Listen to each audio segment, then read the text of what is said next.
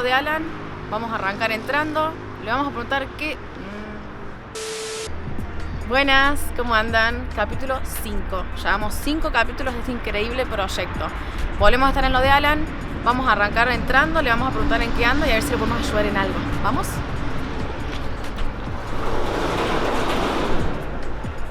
Juan, ¿llegaste temprano? Más o menos, esta vez un poquito más. ¿Cómo andás? ¿Bien? ¿Estudiaste para hoy? Mis épocas de estudiante quedaron hace muchos años atrás, pero algo sí. Vamos a ver qué sale entonces. Hola a todos, ¿Cómo van? buenas tardes. ¿Todo bien? Bien, todo tranquilo. ¿Qué andan haciendo? Vengo a molestar hoy. ¿Qué andamos haciendo?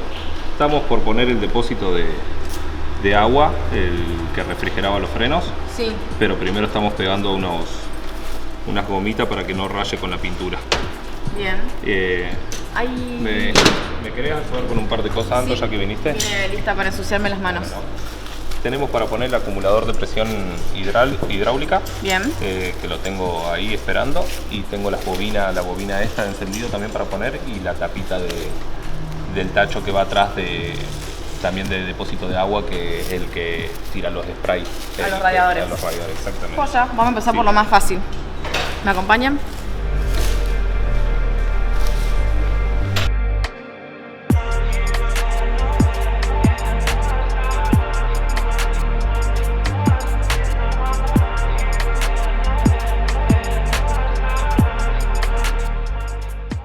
Ahora nos vamos para adelante a ver qué está haciendo Facu.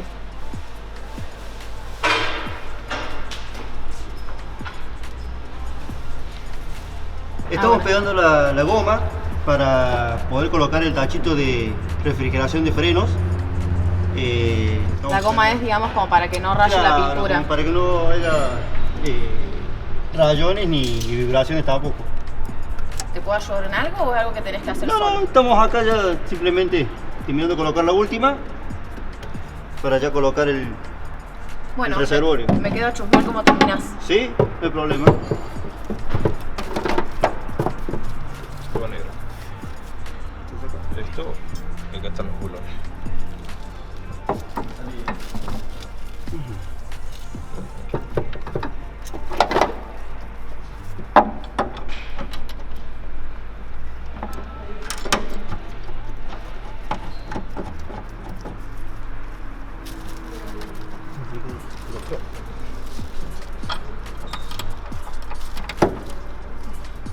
Ese es el negro.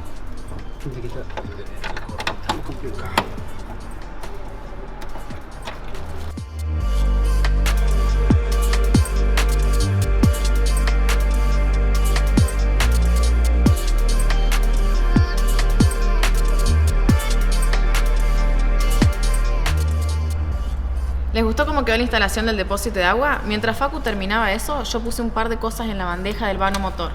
Ahora termino y les muestro un poco más y les cuento para qué sirve cada cosa.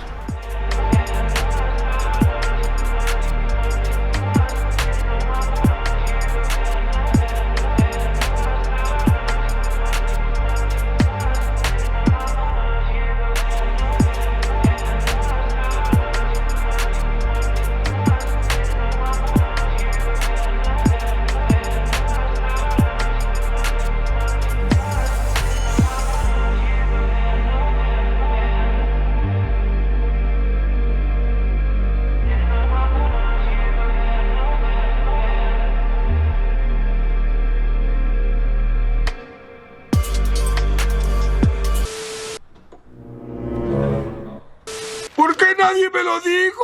¡Ay, debo haber parecido un idiota!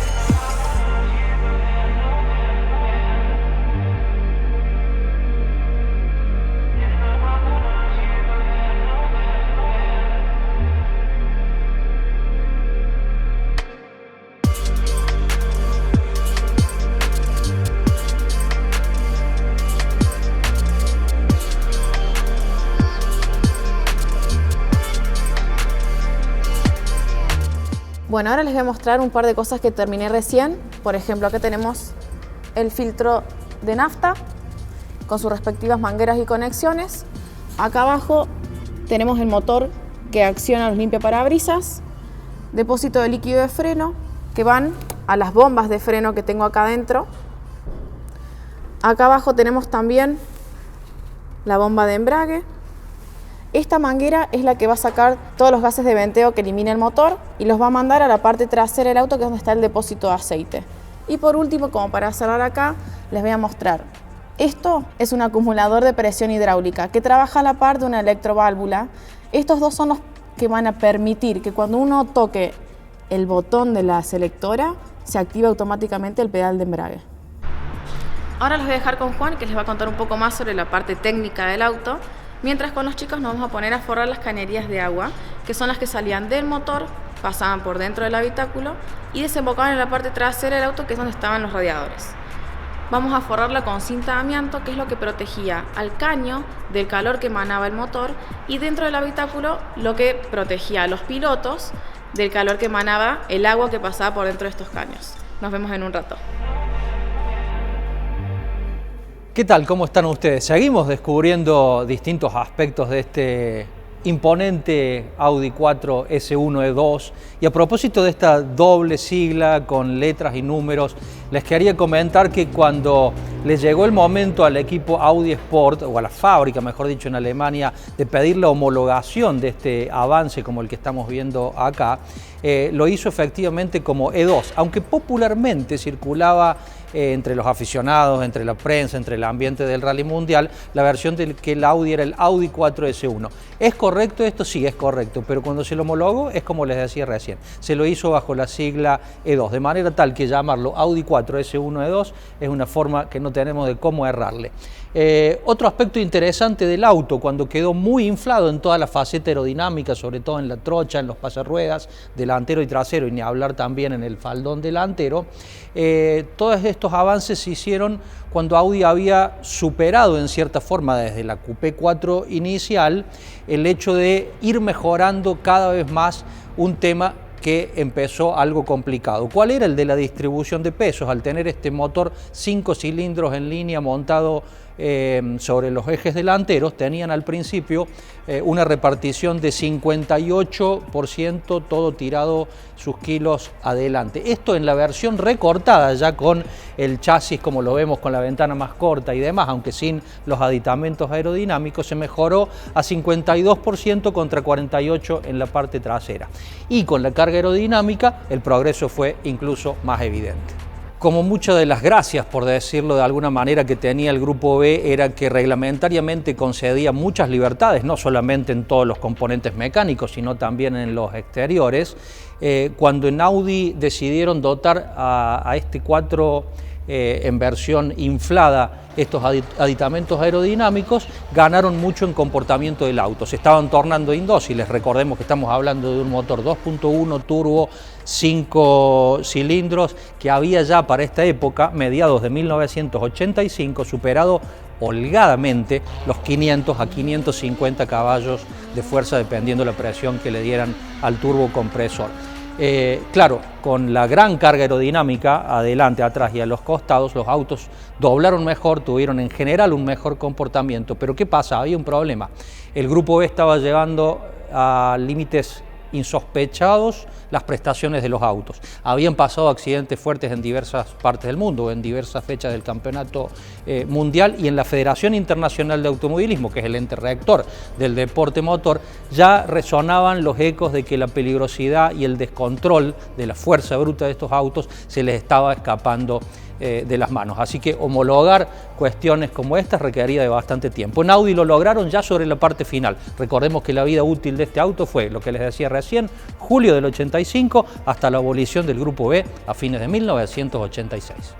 Desde un principio en Audi no tuvieron tanto problema con el progreso, la escalada de caballos de fuerza, la potencia del motor, pero cuando todo esto se fue disparando de los originales 360, 350 caballos del 81 a esta época de mediados de esa misma década, la cuestión se fue un poquito por la borda y hubo que conseguir mejor comportamiento. Por supuesto que estos nuevos desarrollos aerodinámicos consiguieron que el auto sea bastante más estable, sobre todo frente al trabajo que venían haciendo los que fueron en definitiva de los muchos rivales los dos más importantes de la marca germana, que eran el Peugeot 205 Turbo 16 oficial y el Lancia Delta, sobre todo cuando la firma italiana presentó también más o menos para esta época o incluso unos meses después que al Delta S4, que fue su primer tracción integral después de sostener largamente a los más estilizados 037 que eran solamente de tracción trasera. Mientras todo esto pasaba, en Audi también se habían concentrado en el desarrollo de diferenciales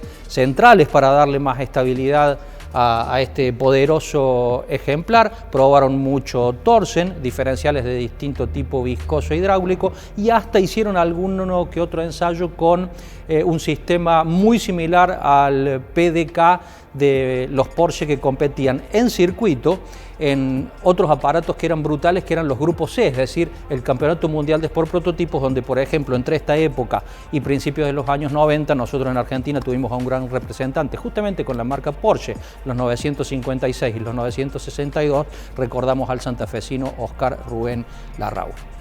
En cuanto a inyectar agua, lo pensaron en un momento en Audi los ingenieros y lo aplicaron como solución, pero no a la versión de aditamentos aerodinámicos inflados como estos, sino a la versión Sport 4, la anterior a esta, que se estrenó, como decíamos, a mediados de 1985, que no fue una casualidad que nosotros los argentinos seamos de los primeros privilegiados en ver en acción a esta bestia más musculosa, como muchos le dicen a veces. ¿Por qué?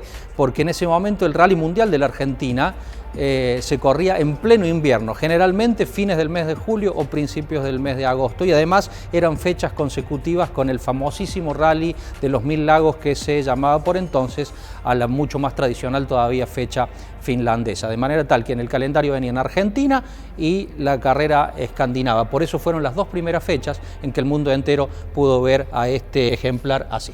Entre todos estos resultados en la deportiva vida del auto, que fue relativamente corta, tenemos que destacar que no demoró en hacer podios. Por ejemplo, Stig Blomqvist logró en Finlandia ser uno de los sobrevivientes al problema de frenos que les contaba recién, pero lo llevó a un muy buen segundo lugar, al único de los autos que cruzó la meta en Jyväskylä. Después, en el asfalto y tierra, en la superficie mixta del Rally italiano de San Remo, Walter Röhrl le dio el único triunfo general a esta unidad y tuvo que esperar el auto hasta la apertura de la temporada 86, el famoso Rally de Monte Carlo, para volver a subir al podio, esta vez con un tercer puesto y con un tercer piloto diferente, que era el finlandés Hannu Mikkola. Pero para desarrollar más la vida deportiva del auto, sus resultados, sobre todo para contar la linda historia de lo que fue esa victoria de Röhrl en San Remo, mitad asfalto, mitad de tierra, vamos a usar los capítulos sucesivos. Mientras tanto, les propongo volver con Antonella para ver cómo le va junto a los chicos que están a cargo de la mecánica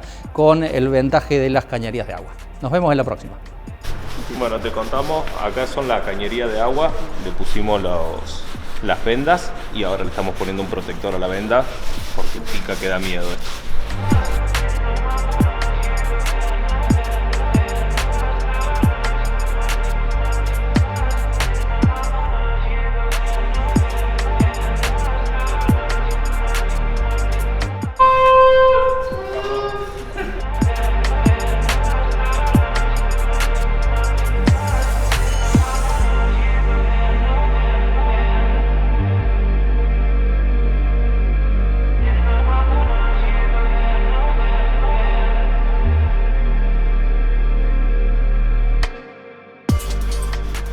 Veo, Alan, que está sacando algo ahí, un resto de qué.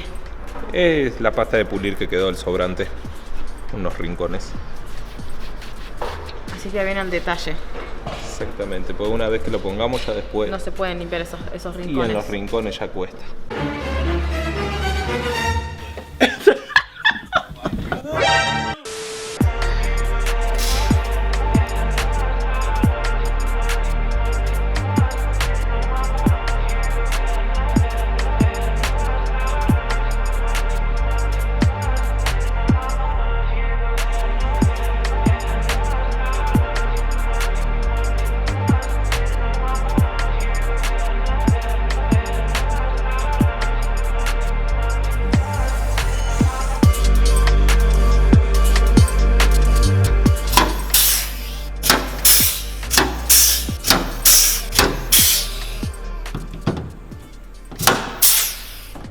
Bueno, es todo por hoy. Los despido yo porque Antonella terminó su horario laboral. Gracias por acompañarnos. Esperen el próximo video.